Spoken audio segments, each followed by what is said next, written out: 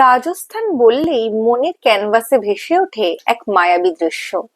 চারিদিকে মাইলের পর মাইল ছড়ানো সোনালী বালিয়াড়ি, তপ্ত হাওয়া আর দিগন্ত জোড়া রোদের ঝলকানি।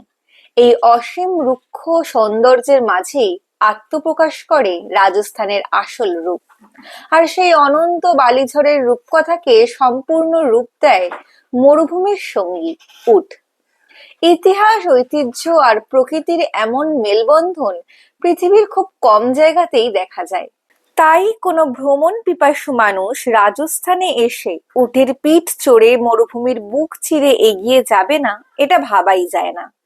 রাজস্থান ভ্রমণকে যদি একটি অপূর্ব ক্যানভাস ধরা হয়, তবে উটে চড়া এর রোমাঞ্চকর অ্যাডভেঞ্চারটি নিঃসন্দেহে তার সবচেয়ে উজ্জ্বল রং। উটের পিঠে রাজস্থানের বালিয়াড়ির ওপর দিয়ে এগিয়ে চলার যে ছন্দময় অনুভূতি, তা এক কথায় অতুলনীয় এবং ভাষায় প্রকাশ করা কঠিন। উঁচু নিচু বালির টিলাগুলির ওপর দিয়ে উট যখন ধীরে ধীরে হেঁটে চলে, তখন প্রতি মুহূর্তে এক অদ্ভুত ভালো লাগা এবং শিহরণ কাজ করে। তবে সত্যি বলতে উটের পিঠে চড়ার অভিজ্ঞতা এবার আমার প্রথম নয়।